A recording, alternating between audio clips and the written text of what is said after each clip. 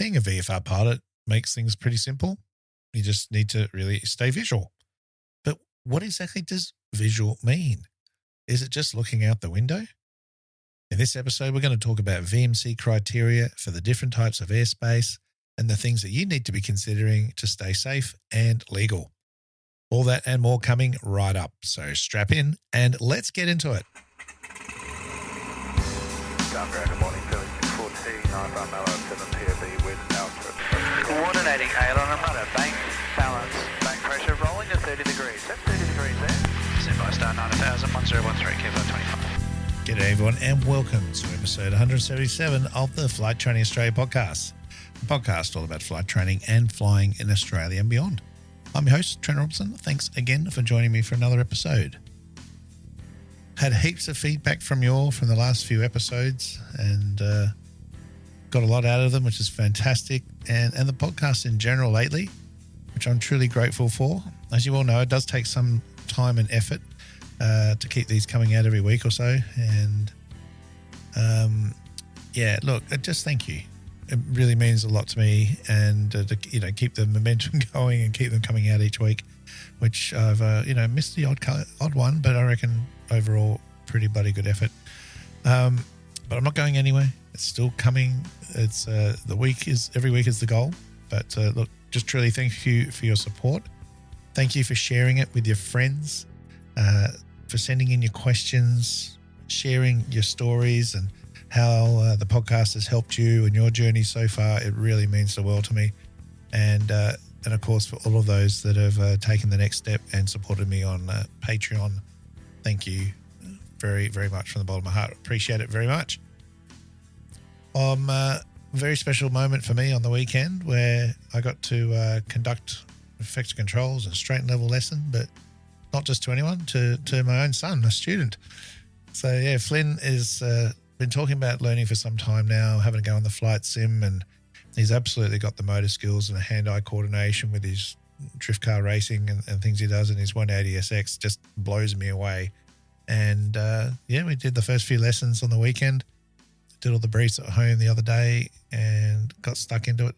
And I tell you what, the hand-eye coordination thing kept going, which was great. He was flying beautifully and trimming nicely and using scenario-based training to bring together the learning that we were doing, which is something I'll talk about later on and part of the course that I'm developing. And I really got to practice some of these, well, not so much practice, but just revise these techniques and see how they are working. And it's something I really look forward to sharing later on in my scenario-based training learning program on how to bring back into the syllabus realistic scenarios of why we're actually teaching this stuff. Why are we teaching it? It's not just because it's in a syllabus and because CASA said so.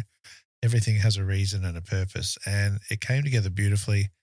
I was really happy with the results there, and look forward to seeing his progress and sharing some more exciting flying together. It's an absolute privilege, something very, very special I'll cherish forever. What else happened? Yeah, we're down at working on the DC-3. Well, I wasn't. I just dropped in and said g'day. We landed there and had a quick look. And the new stickers are going on. So if you have a look at my Instagram story, you'll see a little bit of a sneak peek there. And we'll reveal some more of that in the coming weeks.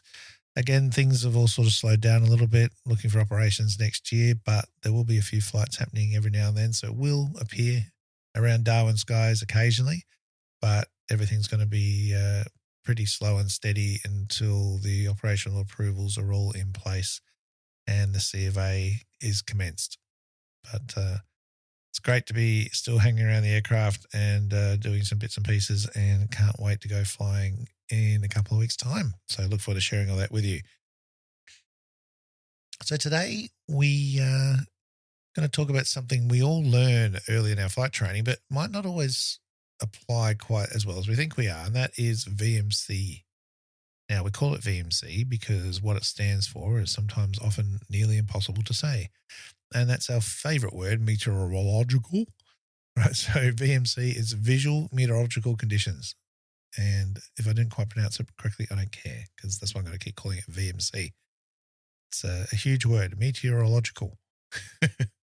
Anyway, before you start switching off going, yeah, 5K viz, started clouds, I get it, stick around, because there's a lot more to VMC than just numbers, and misunderstandings have led to some traffic separation issues and cloud separation issues, maybe a little bit of bent metal, and some unfortunate chats with CASA and the ATSB. So what is VMC really? So we start with the basics. It's effectively a met condition required to fly under the visual flight rules, the VFR. Now, is VFR and VMC the same? Well, no, it's not. Okay, so VFR is the overarching umbrella of which we fly visual flight rules, and as its name suggests, it's obviously got to do with visual flying, but VMC is not the same thing. So if you go, oh, yeah, it's a VMC kind of day, well, it depends on where you are. So we don't want to be referencing to instruments and having to avoid obstacles and doing instrument approaches and things. We need to know what conditions we're expected to have in the classification of airspace that we're operating in. Now, under CASA Part 91, the VMC requirements vary based on, as we said, the airspace class, the altitude you're flying at, and potentially also whether you're in a control zone or not. So knowing where you are and applying the correct VMC rules is essential, because it's not necessarily something that's governed by air traffic controllers per se, but it is up to you as the pilot operating in that airspace, part of your privileges and limitations of the licenses that you hold as to whether you are indeed maintaining VMC or not. And the point I really want to make about all this is the word visual has many definitions depending on the airspace and the operation you're in, let alone IFR. All right, it's not just because you can see out the window and see the ground. So if we think about airspace class, I have done an episode on all of that before, but from a VMC perspective. Now, first of all, we've got Class A airspace. Let's start at the start of the alphabet. Makes sense. Now, this one's pretty easy. No VFR operations are permitted in Class A airspace. So unless you're a business jet with a couple of fancy slipes on your shoulders, then this one's a non-issue. However, as I discovered, if you watch the CASA VMC video on YouTube, they have included Class A airspace in this. Now, unless someone can tell me that this has changed, my understanding is Class A airspace is for IFR aircraft only. If I'm wrong, can you let me know? Because I did try and check the VFRG and everything else, and everything's telling me IFR only. So I'm not quite sure why CASA included Class A in their little VMC video. Maybe it's just an oversight. Anyway, we'll leave that one there. Class C and D airspace. Obviously, there's no Class B. Not sure what happened there. Maybe someone can tell me that one. Class C and D airspace. So at or above 10,000 feet, we're looking for 8 kilometers visibility, 1,500 meters horizontal from cloud, and 1,000 feet vertical from cloud, above and below. Below 10,000 feet is 5,000 meters visibility, or 5Ks, 1,500 meters horizontal, 1,000 feet vertical clearance. And this is one that does get people a little bit confused, because often I'll ask what is the VMC criteria on an RPL, PPL, CPL test, or, doing some theory and things. And I'll often get 8,000 meters. Now, it does show up in the VMC documentation, as I just said, but that is for 10,000 feet only. Below 8 kilometers is your alternate weather visibility. So make sure you get that one right. Now, how are you going to judge this? It's very, very difficult. You need to look outside and make your best guess. And your best guess is looking, trying to judge the cloud base, but also using the available MET data, the ATIS, the AOS, the TAF, the METAR, the GAF, all these sorts of things. All right, so no one's going to be able to really get out there, laser measure and bounce off the cloud and fail you because you're only 800 meters from the cloud. Sometimes it's very difficult.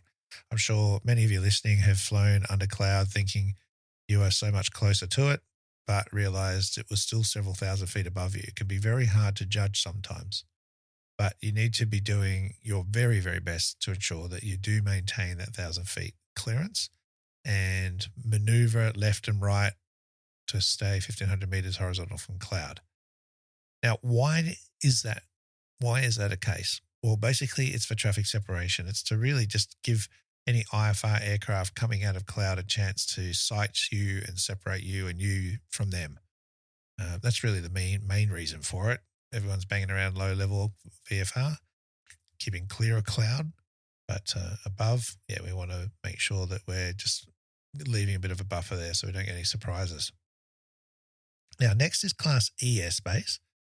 And that is the same as the VMC requirements of C and D. But remember, whilst you don't need a clearance to enter, if you're talking to ATC, and you should be, they'll expect you to be complying with the same standards there as well. All right. What about Class G? The wild, wild west, completely uncontrolled. All right. Here's things get a little bit more different, isn't it? So, as I just said, at or below 3,000 feet AMSL, we can be 5K viz clear of cloud in sight of the ground or water, right, inside of the surface. Now, what about if you're flying in sort of hilly or mountainous terrain? Well, obviously that's going to go potentially above 3,000 feet. So then there's 1,000-foot AGL sort of bubble or arch up and over the mountain, which will allow you to be higher than 3,000 feet technically, but still maintaining 1,000-foot separation from the ground. Not many places in Australia that's going to be an issue, all right, but something to consider all the same. It's in the rules. So no fancy cloud clearance numbers down low. Basically just don't go into it. Stay clear, all right. Above 3,000 feet, we go back to our standard Class CD separation, which is your 1,000 feet vertical and 5K viz and 1,500 meters horizontal. All right, so that is VMC. So you can see that if we are to be visual, sometimes things change. We're not necessarily visual, even though we can see out the window, if we're less than 1,000 meters vertical from cloud. All right, so they are the visual meteorological conditions. Now, special VFR. What is special VFR? Special VFR is something that's often misunderstood, and I have talked about it a couple of times before, and it needs to be talked about because it is there to provide an avenue for experienced pilots who deem it safe to do so where the conditions are below VMC. Now, one of the biggest issues I always find is 5,000 meters. What does that actually look like?